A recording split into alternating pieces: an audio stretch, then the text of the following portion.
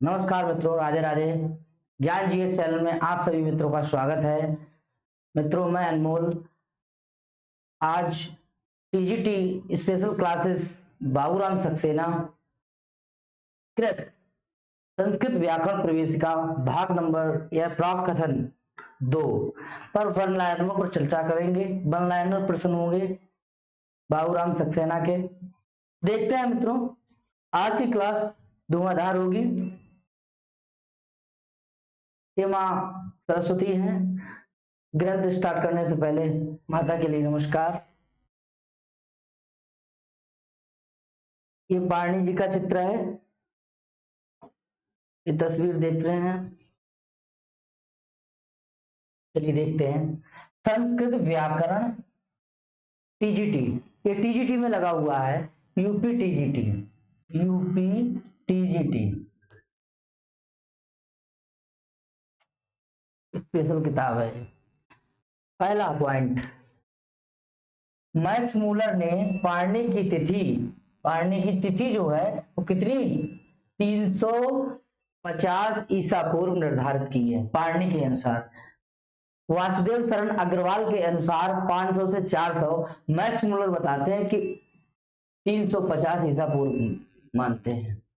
ठीक है। दूसरा पॉइंट है, पारणी आधुनिक अटक जिले के सालातुर नामक ग्राम के निवासी थे, जो मित्रों इस समय पाकिस्तान में है। ये सालातुर जो है वो पाकिस्तान में पड़ता है। तीसरा, ये पतंजलि का, ये इसे पतंजलि संस्कृत में ऐसा लिखा है। अरे इसको सॉरी,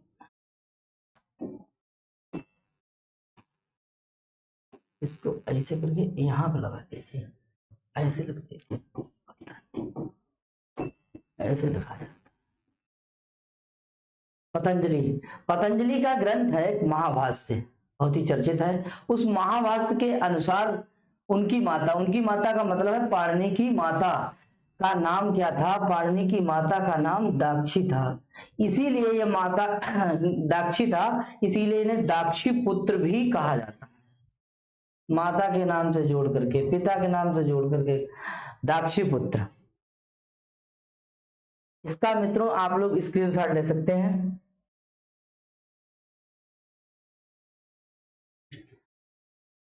कथा है। कथा सरित सागर के चतुर्थ तरंग के अनुसार पाणिनि के गुरु का नाम क्या है? तो पाणिनि के गुरु का नाम वर्ष या उपवर्ष। दूसरा पॉइंट है, कथा सरित सागर के अनुसार पाणिनि कात्यायन व्याडी, ये भी व्याकरण है, इंद्रदत्त के कैसे थे? समकालीन थे। इंद्रदत्त के समकालीन।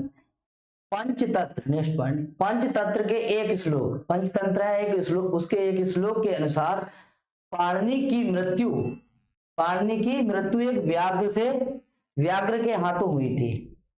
पाणिनि की परीक्षा में सवाल आता है कि पाणिनि की मृत्यु हुई थी किस कथा में? ऐसा मिलता है तो पंचतंत्र कथा है उसमें मिलता है, पंचतंत्र के एक श्लोक में मिलता है। ऐसा किससे हुई थी? तो व्याघ्र से हुई थी।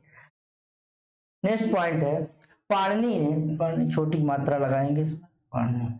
पाणिनि ने भगवान शंकर की तपस्या की और उन्हें प्रसन्न करके उनके डमरू से निकले हुए ध्वनि समूह को माहेश्वर नहीं होता, माहेश्वर होता है। माहेश्वर सूत्र कहा। भगवान शंकर को प्रसन्न करके उनके डमरू से निकलने वाली जो 14 ध्वनियां थी उन्हें क्या कहा? माहेश्वर सूत्र कहा। मित्रों इसका भी आप सभी लोग स्क्रीनशॉट ले सकते हैं।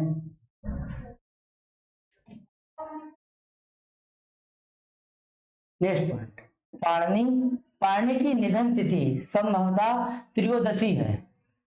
त्रयोदशी थी। दूसरा पॉइंट, वैयाकरण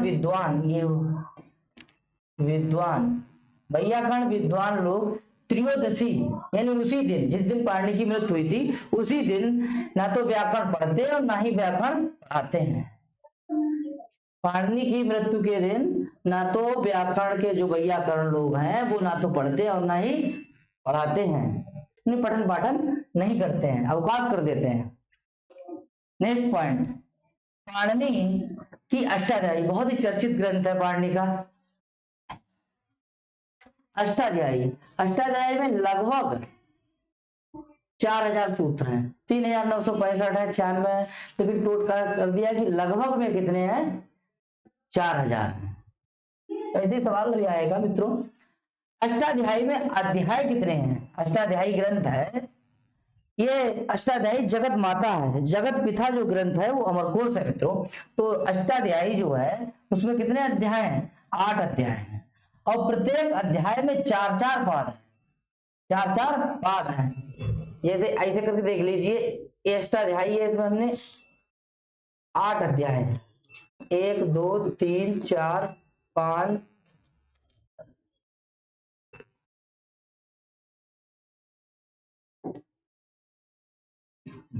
1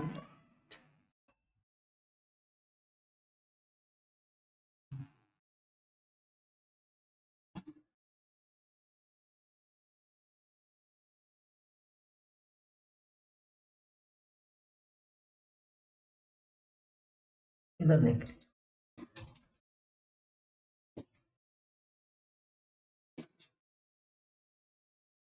2 3 4 5 6 7 8, 1 2 3 4 5 6, और एक है आपका 6 के बाद 7, और एक है 8, और एक पाद में ये है पाद आपके, यानी ये पाद है, पाद, पाद। ये अष्टाध्यायी,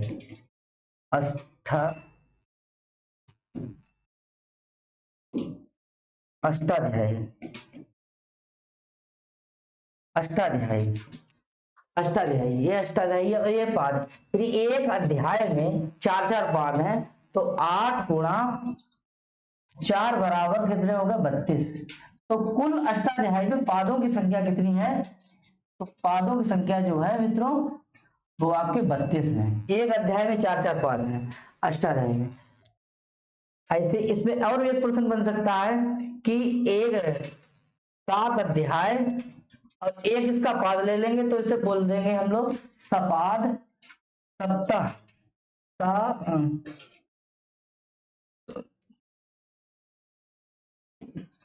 सपाद सप्ताह अध्यायी, सप्ताध्यायी, जिसमें 7 अध्याय हैं, 7 अध्याय होंगे और एक पाद होगा, और बचा हुआ जो 3 पाद होंगे उसे कहेंगे, 3 पादों को त्रिपादी। क्या कहेंगे? त्रिपादी, जिसमें 3 ही पाद होंगे, 1 2 3, 3 पाद होंगे। इसका भी स्क्रीनशॉट ले सकते हैं। एक पेज है पीछे वाला,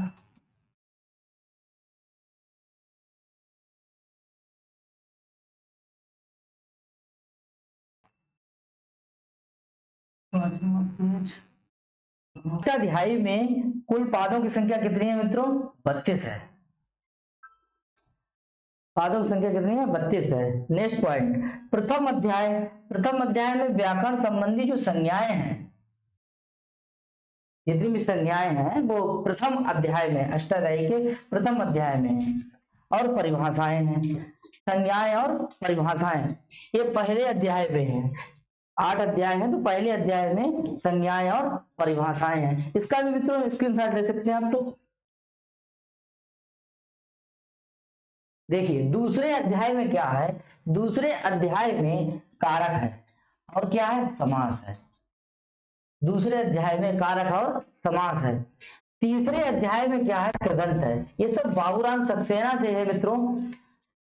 चौथे और 5वें अध्याय से क्या है? ये तद्धित लिया गया है। और छठे और छठा या छठवां या 7वें अध्याय में 3 प्रत्यय हैं। 3 प्रत्यय होते हैं, तिप्त झी सिप्त था में बस 18 होते हैं। ये 3 प्रत्यय है, तिप्त झी, इसमें परस्मै पद होते हैं 9 और आत्मनेपद 9 होते हैं। ये सुप्रत्यय होते हैं। सुप्रत्यय सु और जस अम और सस टा व्याम व्यस गे व्याम व्यस गज व्याम व्यस गतो साम गीहो सुप, इस तरीके से 21 होते हैं। 21 प्रत्यय कौन से होते हैं? सुप्रत्यय होते हैं। 8वां अध्याय जो है उसमें क्या है? संधि है और क्या है? कृदंत है। नहीं, कृदंत आपको मिलेगा तीसरे अध्याय में और 8वें अध्याय में भी। इसका भी आप लोग स्क्रीनशॉट ले सकते हैं मित्रों। अलग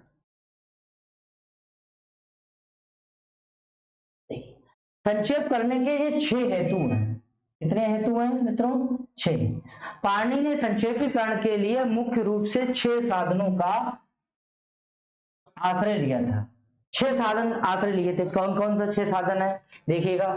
प्रत्याहार, प्रत्याहार संक्षेपीकरण के लिए जैसे हमने लिख दिया है अण, तो अण ये क्या है? प्रत्याहार है। अण प्रत्याहार में कितने वर्ण है? आ ई उ, ये 3 वर्ण है। ठीक है, वैसे अण प्रत्याहार में और भी आगे है, विस्तार से पढ़ेंगे तो एक दूसरा भी लड़ तक जाएंगे। तो ये क्या है? अण बोलने से ये 3 वर्णों का बोध होता है, तो ये संक्षेपीकरण हुआ ना, इसीलिए प्रत्याहार क्या है? एक साधन है। दूसरा क्या है? अनुबंध, अनुबंध भी क्या है? साधन है। तीसरा क्या है? गण, गण में, और चौथा क्या है आपका? संज्ञाएं, जैसे घा संज्ञा है, सर संज्ञा है, श्लू है, लुक है, टी है, घू है, प्रवृत्ति है, ये क्या है? संज्ञाएं हैं। अनुवृत्ति क्या है? अनुवृत्ति जो होती है, एक अनुवृत्ति भी है 5वें नंबर पर। कोई सूत्र है उसमें कोई पद की जरूरत पड़ती है तो उसे पीछे वाले सूत्र से ले लेते हैं, उसे अनुवृत्ति है कहते हैं। 6 नंबर पॉइंट क्या कहता है कि जगह जगह कई सूत्रों के लागू होने वाले स्थानों के लिए पूर्वात्र सिद्धम, पूर्वात्र सिद्धम, पूर्वात्र सिद्धम सादृश्य नियमों एवं परिभाषाओं की स्थापना करना, ये 6 नंबर पॉइंट। तो ये 6 आश्रय, 6 साधन पाणिनि ने लिए थे, उन आश्रय लिया था उन 6 साधनों का। नंबर 1 प्रत्याहार, नंबर 2 अनुबंध, नंबर 3 गण, नंबर 4 संज्ञाएं, नंबर 5 अनुवृत्ति और नंबर 6 जगह जगह कई सूत्रों के लागू होने वाले स्थानों के लिए पूर्वात्र सिद्धम आदि सादृश्य नियमों की एवं परिभाषाओं की स्थापना करना। ये थे आपके 6 साधन। इसका भी स्क्रीनशॉट ले सकते हैं मित्रों। अब देखिए माहेश्वर सूत्र, माहेश्वर सूत्र, माहेश्वर सूत्र ए महेश्वर, महेश्वर में अण प्रत्यय लगा करके बनता है माहेश्वर। तो माहेश्वर सूत्र कितने हैं? माहेश्वर सूत्र 14 हैं। माहेश्वर सूत्र कितने हैं? 14 हैं। कौन कौन सा? आइए हमारे साथ पढ़ते हैं। आ ई उ अणा, रिर लिर का, ए ओ गा, ऐ औ चा, हा या वा रा टा, ला ड़ा या है जी, या मा गा णा ना मा, झा भा या, झा भा गा या। 8 नंबर हो गया। 9 नंबर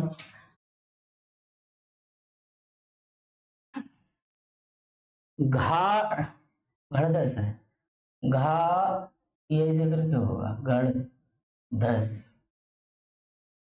गढ़ 10 ये वर्गों के चौथे वर्ण है।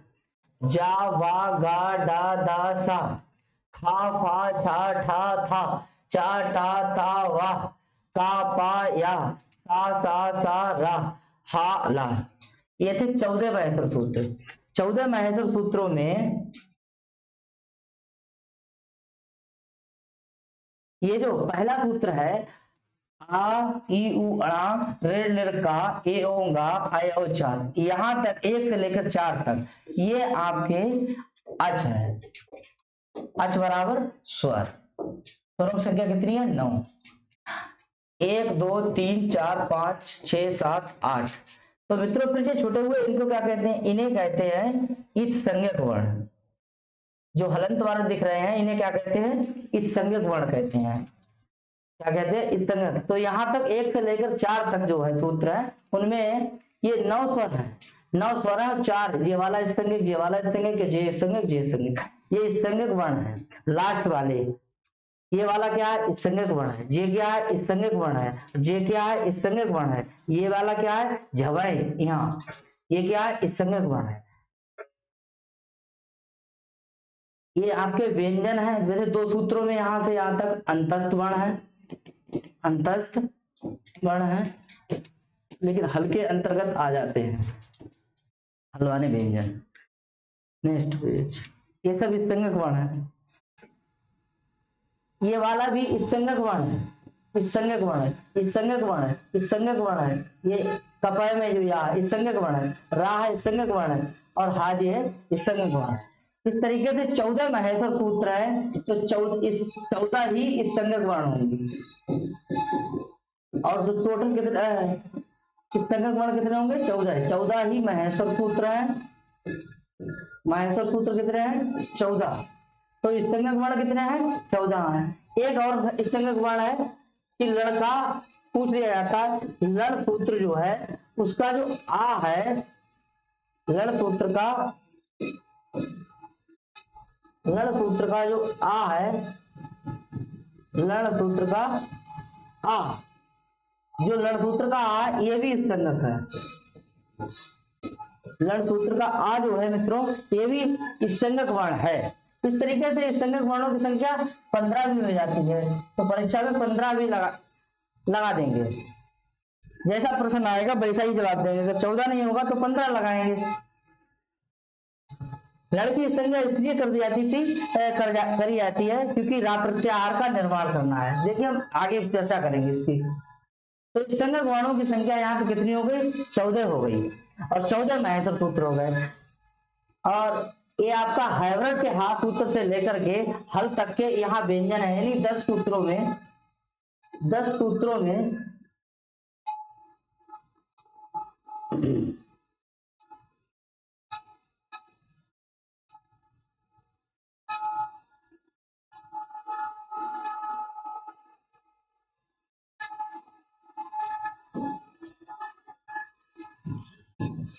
स्वर बराबर 4 सूत्रों में, व्यंजन बराबर 10 सूत्रों में, संज्ञक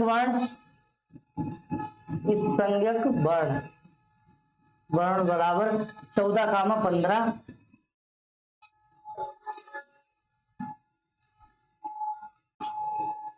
ये थे हमारे महेश्वर सूत्र। इसका स्क्रीनशॉट ले सकते हैं मित्रों। अब है माहेश्वर। माहेश्वर सूत्रों के अन्य नाम। माहेश्वर सूत्रों को हम क्या क्या नाम से पुकार सकते हैं। माहेश्वर सूत्रों को हम शिव सूत्र भी कह सकते हैं दोस्तों। माहेश्वर सूत्र भी कह सकते हैं। अक्षर समामनाय सूत्र भी कह सकते हैं। समामनाय का मतलब होता है समूह। जहां अक्षरों का समूह है, जहां वर्णों का समूह है, तो इसे कहेंगे वर्ण समामनाय। जहां वर्णों का समूह है, वर्णमाला जिससे रची है, उसे भी कह सकते हैं। शिव सूत्र जाल है। एक पंक्ति भी लिखी हुई है, नवसाने नटराज राजो ननाद ढक्काम नव पंचवारम उद्धर तुकामा सनकादि सिद्धांत एतत् विमर्शे शिव सूत्र जालम। नांदिकेश्वर की है। 6 नंबर पे आपका है चतुर्दश सूत्र। चतुर्दश सूत्र भी कह सकते हैं। इन्हें शंकर सूत्र भी कह सकते हैं, क्योंकि शिव को ही शंकर कहते हैं और इनसे बनते हैं प्रत्याहार, इसीलिए इन्हें कहते हैं प्रत्याहार सूत्र। शंकर जी के डमरू से निकले मित्रों, इसीलिए क्या कहते हैं, डमरू सूत्र कहते हैं। ये पाणिनि सूत्र भी कहते हैं, इन्हें पाणिनि सूत्र भी कहते हैं। तो 1 नंबर है आपका शिव सूत्र, माहेश्वर सूत्र, अक्षर समामनाय सूत्र, वर्ण समामनाय सूत्र, शिव सूत्र जालम, चतुर्दश सूत्र, शंकर सूत्र, प्रत्याहार सूत्र, डमरू सूत्र, पाणिनि सूत्र। इस तरीके से ये उनके नाम जो है वो कितने हैं, 10 हैं। नोट करेंगे, स्क्रीनशॉट ले सकते हैं मित्रों। माहेश्वर, नेक्स्ट पॉइंट, माहेश्वर सूत्रों की संख्या कितनी है। माहेश्वर सूत्रों की संख्या हम लोग चर्चा कर चुके हैं, 14 है। जो अक्षर हल हैं, हल माने व्यंजन, 14 महेश्वर सूत्रों में जितने भी आपने देखे होंगे वो सब व्यंजन थे इसंज्ञक वर्ण। उनमें से जो लड़का जो आ था वही एक स्वर था इसंज्ञक वर्ण। तो परीक्षा में सवाल आ जाता है कि महेश्वर सूत्रों में जितने भी इसंज्ञक वर्ण हैं वो कैसे हैं, सब व्यंजन है कि स्वर है। तो सभी स्वर हैं। उनमें से एक ऐसा वर्ण है जो है आपका लड़का आ, वो है स्वर संज्ञक वर्ण। तो स्वर से वियुक्त है वे क्या कहलाते हैं? इत कहलाते हैं। क्या उनका नाम क्या है? इत कहलाते हैं। तो जिसकी संज्ञा हो जाती है वो इत संज्ञक वर्ण हो जाता है। तो कह रहा है कि इत संज्ञक वर्णों की संख्या कितनी है? इस संज्ञक वर्णों की संख्या मित्रों कितनी है? 14 है। लड़के आकार की इस संज्ञा होने के कारण इस संज्ञक वर्णों की संख्या कितनी हो गई है? 15 हो गई है। तो लड़की जो आ है, लड़ सूत्र में जो आ, लड़ मध्य तू इससे तथा लड़का जो आकार है उसकी संज्ञा होने से इस संज्ञक वर्णों की संख्या 14 न होकर के 15 हो गई है। 14 महेश्वर 14 सूत्रों में स्वर वर्णों है चार सूत्रों में, मतलब लिख गया है मित्रों, 4 सूत्रों में स्वर वर्णों का, 4 सूत्रों में क्या है?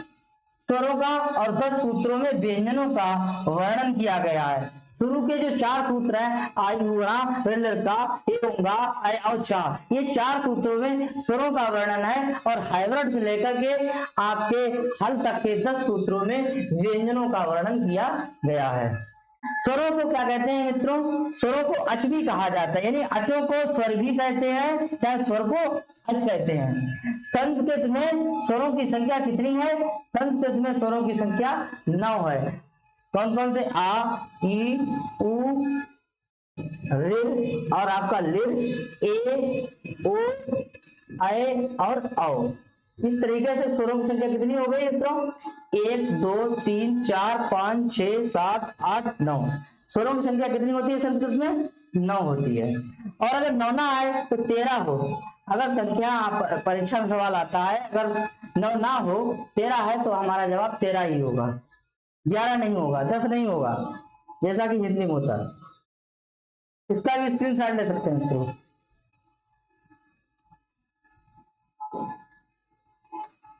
हलंत्यम, हलंत्यम ऐसे नहीं, हलंत्यम, हलंत्यम यानी हलंत्यम इस संज्ञा करने वाला सूत्र है। इस संज्ञा करने वाला सूत्र कौन सा है? हलंत्यम है, हलंत्यम सूत्र है।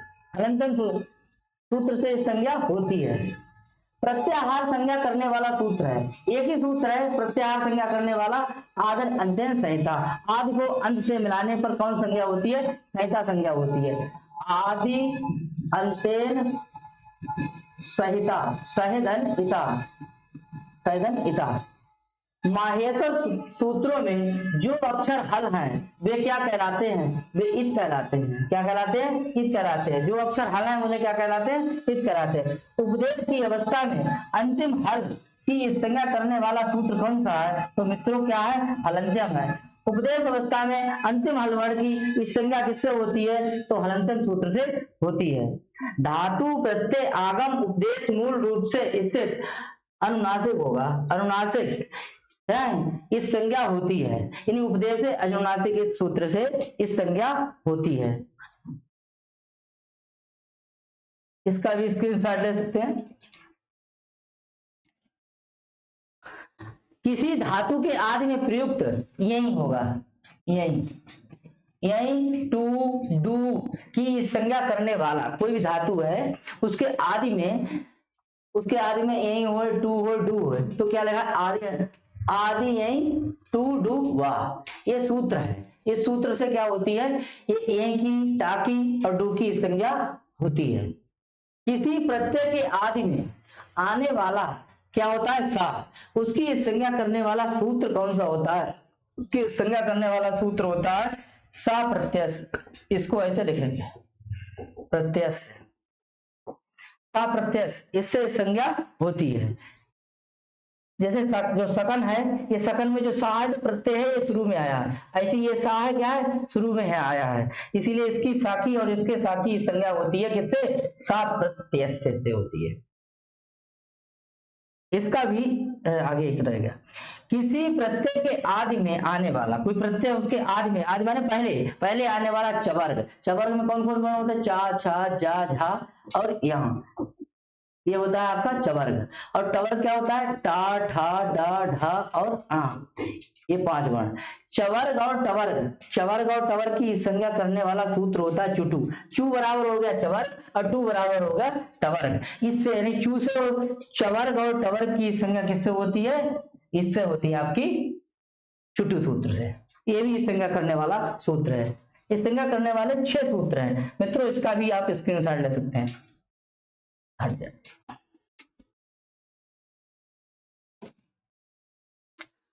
तद्धित से भिन्न, तद्धित ना हो, तद्धित से भिन्न, तद्धित से अलग अन्य प्रत्ययों के आदि में आने वाला ला, सा और कवर की संज्ञा, कवर के इस संज्ञा करने वाला सूत्र होता है लसक्कु तद्धिते। इसको ऐसे करेंगे, देखो ला सा कु आ तद्धिते, आ तद्धिते, यानी तद्धित का प्रत्यय ना हो, कोई ऐसा प्रत्यय जो है, कोई ऐसा प्रत्यय हो जो तद्धित का ना हो, बाकी किसी का हो, तो उसके आदि में क्या आ जाए, ला आ जाए, आदि में क्या आ जाए, सा आ जाए, आदि में क्या आ जाए, कवर्ग आ जाए। जैसे राम, धन, सस, तू और जस, अम और सस, अम और सस। तो राम, राम के आगे का आएगा सा और सा के आगे निकला है अस, द्वितीय व्यक्ति बहुवचन, सु और जस, अम और सस। तो ये है सा, इसकी संज्ञा किससे होगी, लसक तद्धित से होगी।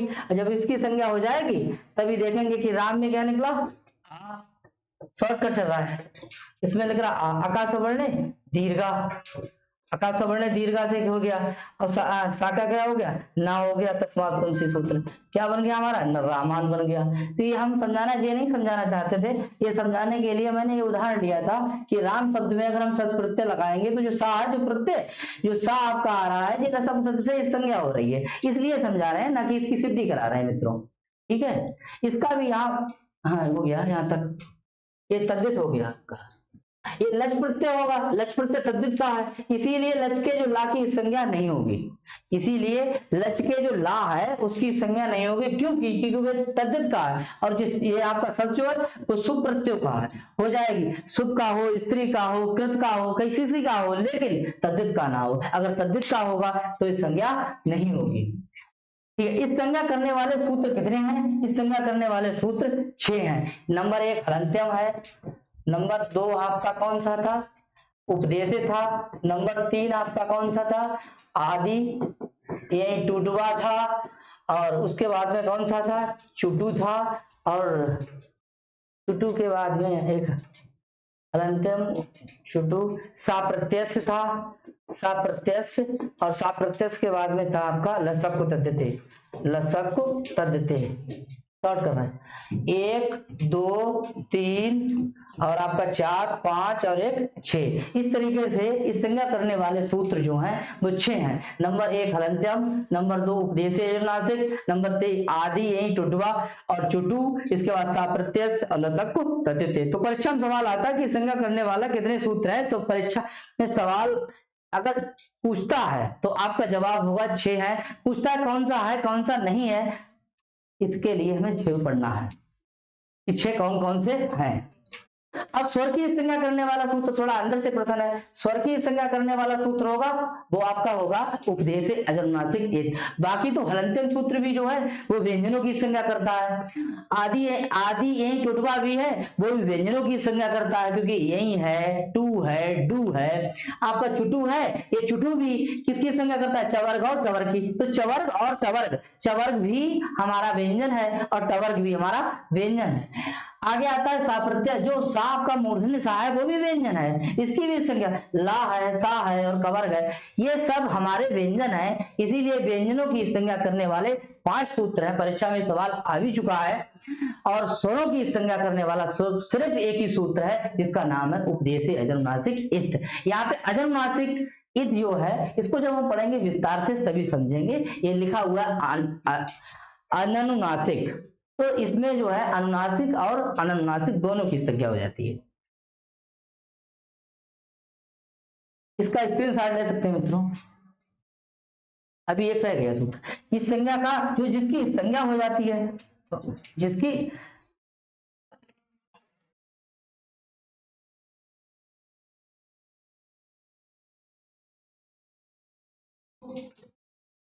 अब जिन जिन वर्णों की संज्ञा हो जाती है, जिसकी संज्ञा हो गई, तो उसका एक ऐसा सूत्र है, वो उसका क्या कर देता है, लोप कर देता है, उसका लोप कर देता है। वो सूत्र का नाम है, उस सूत्र का नाम है, एक सूत्र है मात्र, तस्य लोपः। उस सूत्र का नाम है तत्सलोपा। जिन वर्णों की संज्ञा हो जाती है उनका लोप करने वाला ये लोप विधायक सूत्र, लोप विधायक सूत्र हमारा जो है वो कौन सा है? तत्सलोपा। तस्य माने उसका, लोपा माने लोप, जिसकी संज्ञा हुई होगी उसका ही लोप होगा। और लोप संज्ञा करने वाला सूत्र जो होगा वो अदर्शनम लोपा होगा। अदर्शनम लोपा, लोप संज्ञा करने वाला है, ये संज्ञा करने वाला है, लोप संज्ञा करने वाला सूत्र होगा अदर्शनम लोपा। अदर्शनम लोपा, और इस संज्ञा करने वाला लोप विधायक सूत्र कौन सा होगा? तो तस्य लोपा होगा। अब ले सकते हैं स्क्रीनशॉट मित्रों। नेक्स्ट पेज, अनुबंध है, प्राय, वृद्धि है, गुण है, आगम है, आदेश है, उदात्त है, उदात्त लिखा है, उदात्त टाइप में थोड़ा हो गया है, उदात्त, उदात्त आदि, और ये स्वर है, उदात्त है, अनुदात्त है, अनुदात्त, पूरी राइटिंग गड़बड़ हो रही है मेरी, अनुदात्त, स्वरित, उदात्त, अनुदात्त, स्वरित, प्रवृत्ति प्रक्रियाओं में भी निर्मित हैं, बनते हैं। गर्गादिगण में कुल कितने शब्द हैं? ऐसे ही प्रश्न आएगा, गर्गादिगण में कितने हैं? तो दे देगा ऑप्शन 100, दे देगा 99, 99, 102, तो आपका जवाब होगा 102। गर्गादिगण, एक गर्गादिगण है उसमें कितने शब्द हैं? 102 शब्द है। इसका भी स्क्रीनशॉट ले सकते हैं। उदात्त आदि जो स्वर होगा, ठीक है मित्रों।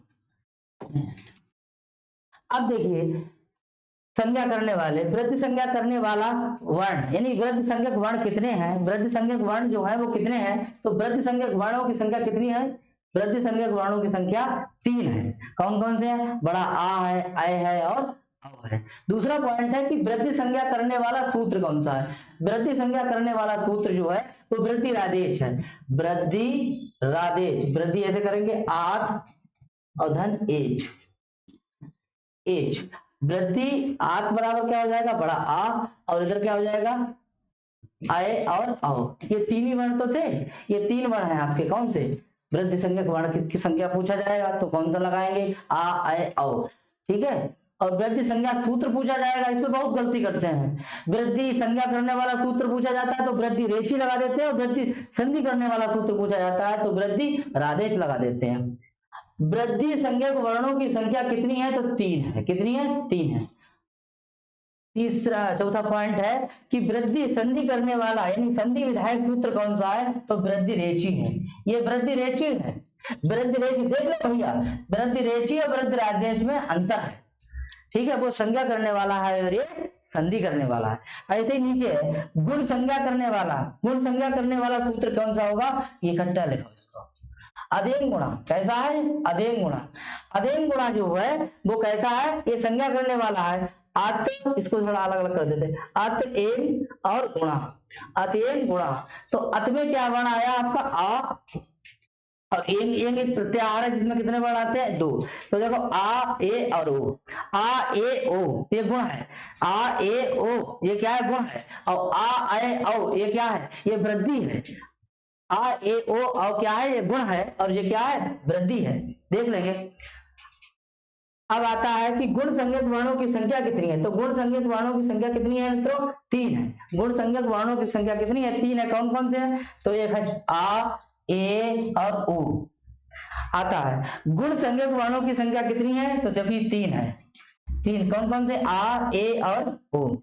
अब कह रहा है कि गुण संधि करने वाला सूत्र, देखिए उसमें भी था गुण संज्ञा करने वाला सूत्र और गुण वृद्धि संज्ञा करने वाला सूत्र और वृद्धि संधि करने वाला। वैसे ही यहाँ है कि गुण संज्ञा करने वाला सूत्र अधेन गुणा है और गुण संधि करने वाला सूत्र मित्रों कौन सा है? आद गुणा सूत्र है। कौन सा है? आद गुणा। आद गुणा सूत्र जो है वो क्या करता है? वो गुण संधि करता है। और गुण संज्ञा करने वाला सूत्र कौन सा है? अधेन गुणा है। कौन सा है? अधेन गुणा है। इसका भी स्क्रीनशॉट ले सकते हैं।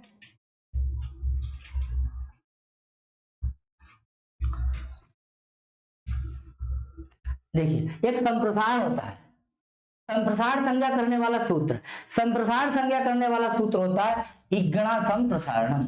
इगणा संप्रसारण, जैसे हम लोग पढ़ रहे थे ई उ रेर और लेर, सॉरी क्या सही तो लिखते थे, ई उ रेर और लेर। तो इसके बाद असमान स्वर आ जाए तो ई के स्थान पर या, उ के स्थान पर वा, लिर के स्थान पर रा और लिर के स्थान पर ला आदेश आता है। ये थी हमारी ऋण संधि है कि ई का या, उ का वा, लिर का रा, लिर का ला। अब ये कह रहा है कि उल्टा कि या की क्या हो जाएगी ई, वा का क्या हो गया हमारा उ, और आगे क्या होगा रा का क्या हो गया रिर, और ला का क्या हो गया लिर। इस तरीके से ये या का ई, वा का उ, रा का रिर और ला का लिर, ये हमारे क्या हो गए संप्रसारण। तो इगणा संप्रसारण, इसको अलग अलग करेंगे तो क्या लिख लेगा इक यणा, यानी यण के स्थान पर एक आदेश हो जाए उसे क्या कहते हैं संप्रसारण कहते हैं। इक के यण के स्थान पर एक आदेश को संप्रसारण कहा जाता है और उसका सूत्र है इगणा संप्रसारणम। आता आगे कि संप्रसारण संज्ञक वर्ण कितने हैं, तो संप्रसारण संज्ञक वर्ण कितने हैं मित्रों, 4 हैं। आ ई है, उ है, रिर है और लिर है, लिरी वर्ण। टी संज्ञा करने वाला सूत्र कौन सा होता है, टी संज्ञा करने वाला सूत्र होता है अचो अंत्यादि। अचो अंत्यादि कौन सा होता है टी। अचो में जो अंतिम अच होता है उसकी टी संज्ञा हो जाती है। जैसे राम शब्द को लेंगे, इधर इधर देखिए,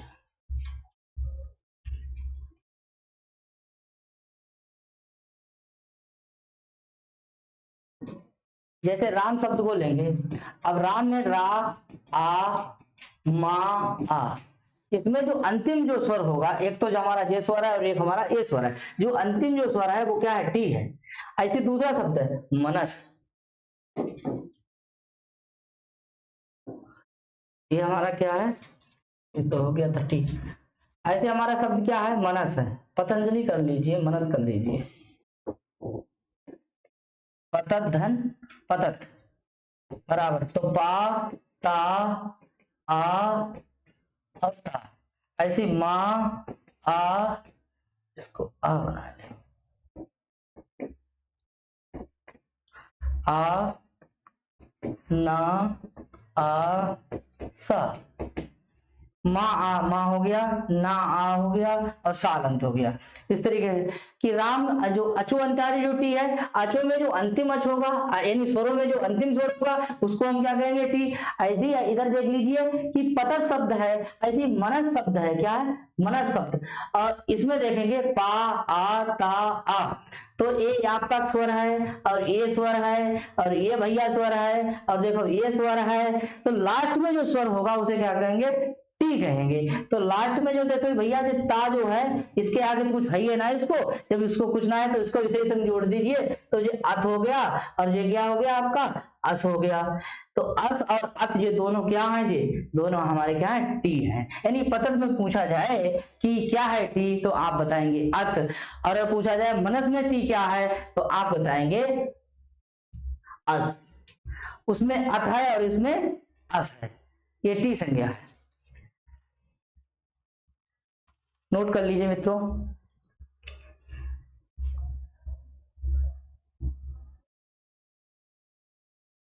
अचो अंत्यादि टी हो गया।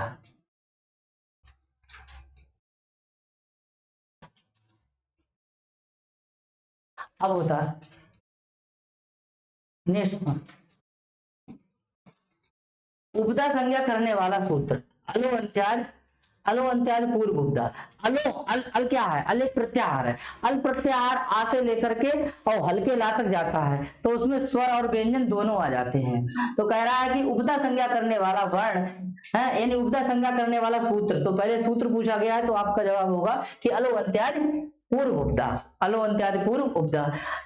नेक्स्ट पॉइंट है, इसके बाद कह रहा है कि अंतिम स्वर या व्यंजन के तुरंत पहले आने वाले वर्ण चाहे स्वर हो चाहे व्यंजन हो उसे क्या कहते हैं उपदा कहते हैं। लिखा है सेकेंड लास्ट वर्ण को क्या कहते हैं उपदा कहते हैं, सेकेंड लास्ट। जैसे देख लेंगे ऐसे राम शब्द को ही लेंगे, तो राम में क्या निकाला हमने आ माँ, बड़ा आ निकाला माँ और आ। अब देखेंगे ये भी अल है, ये भी अल है, ये भी अल है, ये भी अल है, ये सभी क्या है ये अल है। अल बराबर चाहे स्वर हो चाहे व्यंजन हो। अब कह रहा है कि अंतिम वर्ण चाहे स्वर हो चाहे व्यंजन हो, उससे पहले यानी तुरंत उससे पहले आने वाला चाहे स्वर हो चाहे व्यंजन हो, उसे क्या कहते हैं? उपदा कहते हैं। तो अंतिम तो हो गया हमारा क्या?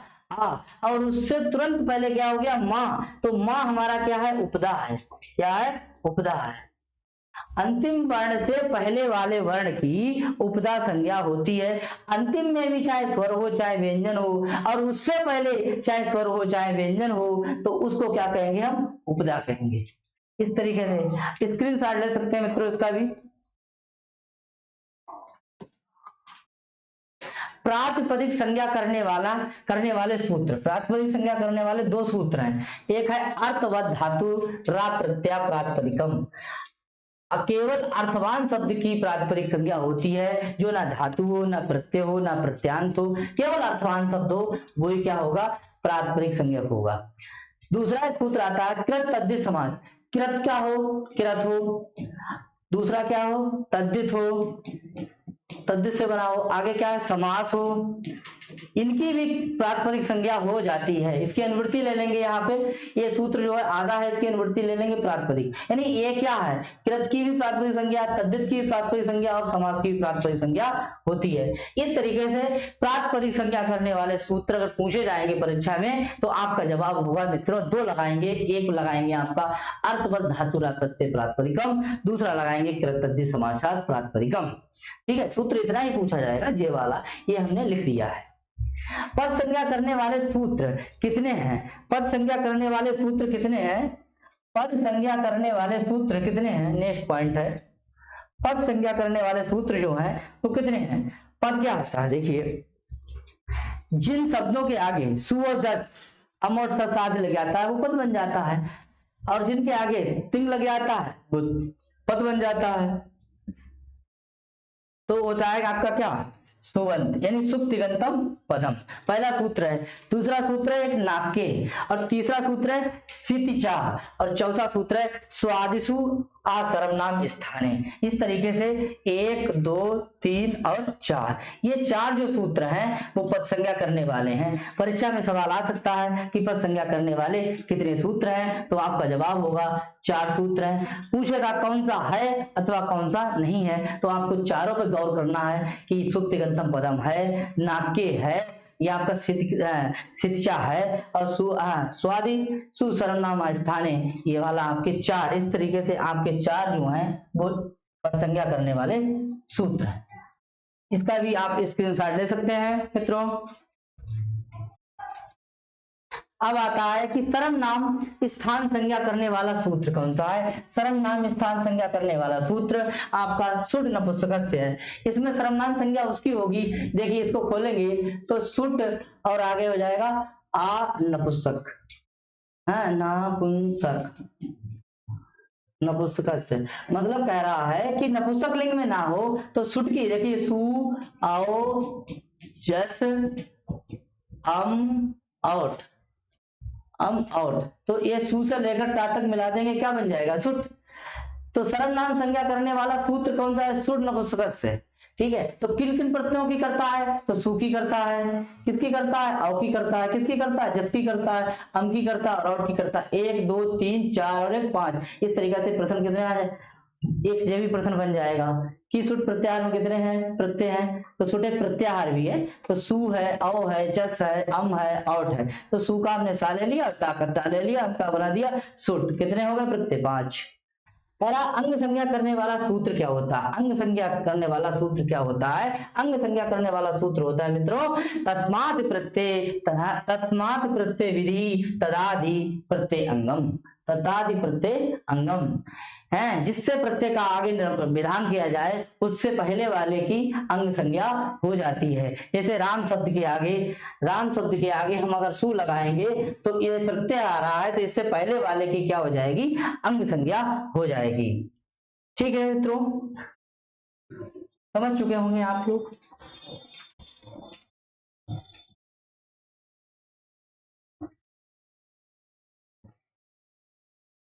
ठीक, आगे सूत्र आता है भा संज्ञा करने वाला सूत्र। भा संज्ञा करने वाला सूत्र होता है मित्रों H1 सूत्र होता है। कौन सा सूत्र होता है? H1 सूत्र होता है। ऐसे घू संज्ञा करने वाला सूत्र कौन सा होता है?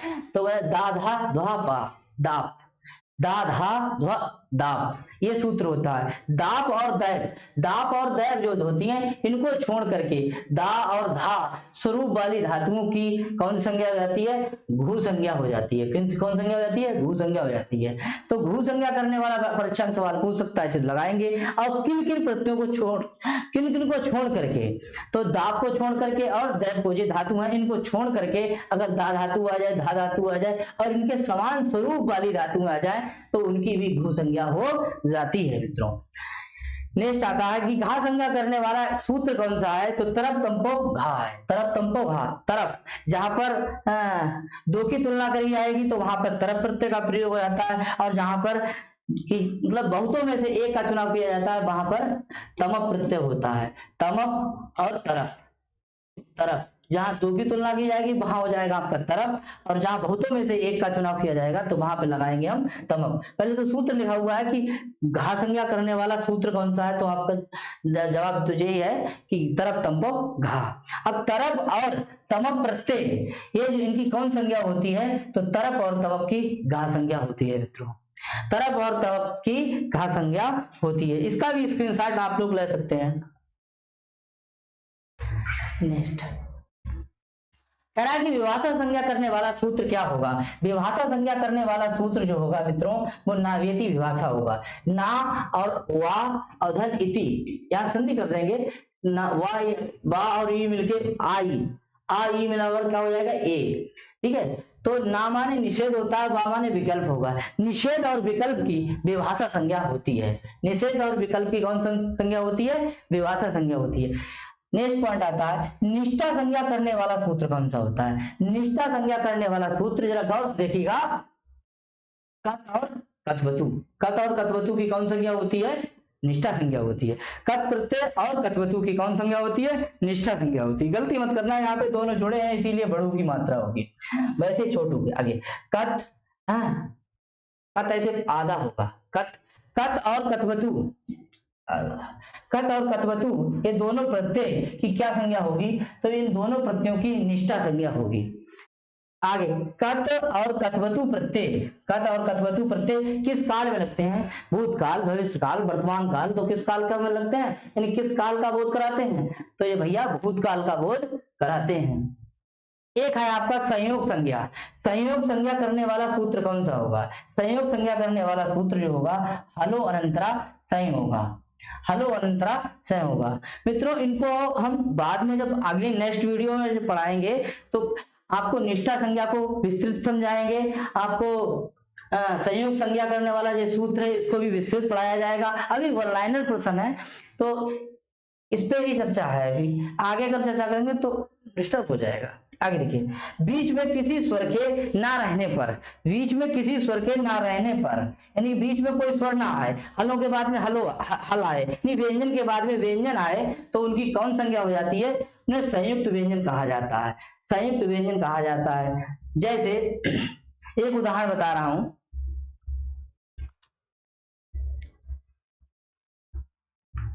जैसे अग्नि देख लीजिए, अग्नि, तो अग्नि में देखेंगे गा आया और आपका ना आया और आपकी ई आई, इसको जोड़ो, आ गा ना में बड़ी मात्रा लगाओ, जब इधर लगाओगे छोटी की मात्रा तो ये क्या बन जाएगा? अग्नि। तो ये व्यंजन ये है और ये व्यंजन है। व्यंजन के बाद में जब व्यंजन आएगा तो उसकी कौन संज्ञा हो जाएगी भैया? उसकी हो जाएगी आपकी संयोग संज्ञा। कौन संज्ञा हो जाएगी? तो हलो और अंतरा संयोग। तो ये संयुक्त व्यंजन भी तो हो गए, गा और ना, गा और ना, गा और ना, गा और ना, तो संयुक्त व्यंजन है। आगे देखिए, संहिता संज्ञा करने वाला सूत्र। संहिता मतलब जैसे हो जाता है परिचय।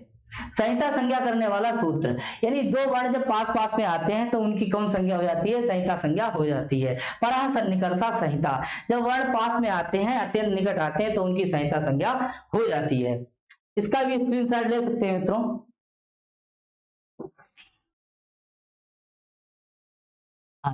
वर्णों की अत्यंत समीपता की कौन संज्ञा होती है? तो सहिता संज्ञा होती है। जब वर्ण पास पास में आएंगे, दोस्ती तो भैया तभी होगी जब पास पास में आओगे। दूर दूर वाले वर्णों से दोस्ती नहीं होती, सिर्फ तुम पर फिल्म नहीं है। हाँ, आगे देखो, प्रग्रह संज्ञा करने वाला सूत्र क्या होगा? एक ही में लिखेंगे इसको, ईदु दे द्विवचनम प्रग्रहम। ईकारांत, ई से ईकारांत, उ से उकारांत और ए से एकारांत। ईकारांत, उकारांत और एकारांत द्विवचन की कौन संज्ञा हो जाती है? प्रग्रह। और जिसकी प्रग्रह संज्ञा हो जाती है मित्रों, उसमें संधि नहीं होती है। आगे देखो, तो ईकारांत, ईकारांत, उकारांत, एकारांत द्विवचन सुबंत हो चाहे वो तिगंत हो, सुबंत हो चाहे तिगंत हो, ऐसे सुबंत पद की, ऐसे तिगंत पद की कौन संज्ञा हो जाती है? ऐसे सुबंत और तिगंत पद की कौन संज्ञा हो जाती है? प्रग्रह संज्ञा हो जाती है। कौन संज्ञा हो जाती है? प्रग्रह संज्ञा। अब कह रहा है कि सार्व धातु को संज्ञा करने वाला सूत्र है। सार्व धातु संज्ञा करने वाला सूत्र है तिंग सित सार्व धातु।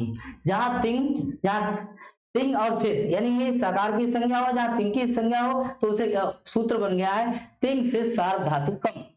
तिंग से सार्व धातुकों, इससे जो बचा हुआ है यानी कि तिंग से सार्व धातुकों से बचा हुआ है, जिसकी सार्व धातु संज्ञा नहीं होती है, तो फिर उसकी क्या होती है भैया? तो उसकी होती है आर धातु संज्ञा। तो उसके लिए सूत्र है आर धातु का शेषा। ठीक है, सार्व धातु के अतिरिक्त प्रत्यय क्या होते हैं? आर धातुक होते हैं। जो सार धातु से बच जाते हैं उनकी क्या होते हैं? आर धातु। यानी जो सार धातु प्रत्यय नहीं होते वो आर धातु होते हैं। सत्संज्ञा करने वाला सूत्र कौन सा होता है? सत्संज्ञा करने वाला सूत्र तौसत होता है मित्रों। ये तौसत सूत्र है, इसका भी स्क्रीनशॉट ले सकते हैं मित्रों।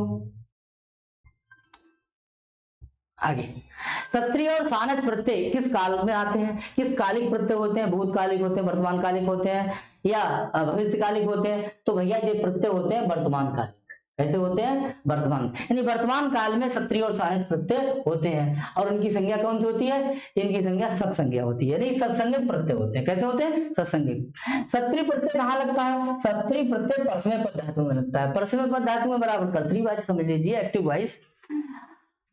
सानच प्रत्यय जो होता है मित्रों वो कैसा है? आत्मनेपदी धातु, कर्मवाची मान लीजिए, आत्मनेपदी धातुओं से लगता है। तो सानच प्रत्यय आत्मनेपदी धातुओं से लगता है, और परस्मैपदी धातुओं से क्या लगता है? क्षत्रिय प्रत्यय लगता है। आत्मनेपदी धातुओं से कौन प्रत्यय लगता है? सानच। अनुनासिक संज्ञा यानी अनुनासिक संज्ञा करने वाला सूत्र, अनुनासिक संज्ञा करने वाला क्या सूत्र होता है? कि मुख नासिका वचनु अनुनासिका। जैसे या मा गा णा ना, आप इनको बोलेंगे तो मुख के साथ साथ नासिका भी बोली जाए, मतलब उसको सहायता देगी थोड़ी। बोले का तो नाक, आंख के मुंह के साथ साथ नाक भी जो है झंझनावेगी है। इधर देखो भैया, कहाँ कंगे हो आगे, तो मुख नासिका वचनों और नासिका, मुख के साथ साथ नासिका भी सहायता करती है बोलने में, तो उसे क्या कहते हैं? अनुनासिक वर्ण कहते हैं। इसका सूत्र हो जाएगा मुख नासिका वचनों अनुनासिका। जिन वर्णों का उच्चारण मुख व नाक दोनों से होता है उन्हें क्या कहते हैं? ऐसे वर्णों को अनुनासिक वर्ण कहते हैं। ऐसे वर्णों को क्या कहते हैं? अनुनासिक वर्ण कहते हैं। अनुनासिक वर्ण है कौन कौन से? वर्गों के पंचम अक्षर या, अरे यार ऐसे करके लिख दो, या मा गा णा ना, ये कितने हैं? 5। हर वर्ग का, जैसे काका काका अंगा, चाचा चाचा यहाँ, टाटा टाटा अणा, ताता ता ना, पापा मा, ये जो पंचम अक्षर है ये कैसे हैं? अनुनासिक। या फिर ऐसे करके लिखा दीजिए, ऐसे लिख लीजिए, ऐसे वाला ये भी अनुनासिक है। आ ई ऊ, ये भी अनुनासिक है। ठीक है, हो गया। आगे कह रहा है कि सवर्ण संज्ञा करने वाला, वर्ण के आगे लगा दिया सामान्य समान, तो सवर्ण संज्ञा करने वाला सूत्र क्या होगा? वो होगा आपका तुल्यास्य प्रयत्नम सवर्णम। यानी जिन वर्णों का उच्चारण स्थान और अभ्यंतर प्रयत्न परस्पर समान होता है वे एक दूसरे के कैसे होते हैं? सवर्णी होते हैं। जैसे आ का सवर्णी क्या होगा? आ चाहे छोटा हो चाहे बड़ा हो, उससे कोई मतलब नहीं। ई के आगे छोटी हो चाहे बड़ी हो, ऊ के आगे चाहे छोटा हो चाहे कैसा हो, बड़ा हो, लेकिन इसका उच्चारण स्थान कंठ है तो इसका भी उच्चारण स्थान कंठ है। ये विव्रत है तो ये भी विव्रत है, ये समृत है तो ये भी समृत है, ये विव्रत है तो ये भी विव्रत है। ये कैसा है? ये तालु है तो ये भी तालु है। तो परस्पर जिन वर्णों का उच्चारण स्थान और अभ्यंतर प्रयत्न मित्रों समान होता है वो कैसे होते हैं? वो सवर्णी होते हैं। इसका सूत्र भी है तुल्यास्य प्रयत्नम सवर्णम। प्रयत्न पढ़ाए जाएंगे आगे, उच्चारण स्थान भी पढ़ाया जाएगा। इसका स्क्रीनशॉट ले सकते हैं मित्रों। कह रहा है कि जब दो या दो से अधिक वर्णों का उच्चारण स्थान आ गया, वही उच्चारण स्थान एवं अभ्यंतर प्रयत्न, अभ्यंतर प्रयत्न 5 होते हैं, उच्चारण स्थान और अभ्यंतर प्रयत्न कैसा हो, समान हो, वो परस्पर क्या कहलाते हैं, सवर्ण कहलाते हैं, अर्थात सवर्णी कहलाते हैं। आ का सवर्णी आ है, बड़ा चाहे बड़ा हो चाहे छोटा हो, ई का सवर्णी ई है, ऊ का सवर्णी ऊ है, और ऋ का सवर्णी लिर भी है। कात्यायन ने कहा कि ऋ और लिर आपस में कैसे हैं, सवर्णी है। इसके कितने भेद है, 18 है। इसके कितने भेद है, 12 है। तो इसको दोनों जोड़ देंगे तो कितने हो जाएंगे, 30 हो जाएंगे। यानी कि इसके उसके कैसे हैं, इसके 18 है, इसके कितने हैं, 12 है, तो टोटल कितने हो गए, 30 हो गए। ये कात्यायन ने कहा था कि ऋ वर्णयो मिता सवर्ण्यम वाच्यम, ये वार्तिक है। आगे, पाणिनि के कुछ सूत्र ऐसे बनाए जिनका अलग से कोई अर्थ नहीं है, लेकिन बाद में सूत्रों से प्रयुक्त होने पर भी अर्थ निकलता है। ऐसे सूत्रों को अधिकार सूत्र कहते हैं। अधिकार सूत्र एक एरिया वाला होता है कि इसका अधिकार यहां से लेकर यहां तक है, जैसे कार्य अधिकार सूत्र है, जैसे तत्पुरुषा अधिकार सूत्र है, ठीक है। तो इस तरीके से अधिकार सूत्र होते हैं। पाणिनि ने लोक और वेद, लोक और यानी लौकिक और वैदिक, लौकिक और वैदिक की भाषा किसको माना है, वो संस्कृत भाषा को माना है। संस्कृत भाषा को लोक और वेद की भाषा भी माना है। आगे देखेंगे, पाणिनि ने लोक की भाषा संस्कृत और वेद की भाषा संस्कृत के लिए किसका प्रयोग किया है, छंदस शब्द का प्रयोग किया है। बाबूराम सक्सेना का लास्ट पॉइंट होगा, और सारे जितने पॉइंट हैं सभी पॉइंट ये सब बाबूराम सक्सेना से ही लिए गए हैं, ठीक है। थोड़ी चमक दमक बढ़ाने के लिए अलग से थोड़ा कर दिया गया, ठीक है। इसका स्क्रीनशॉट ले सकते हैं मित्रों।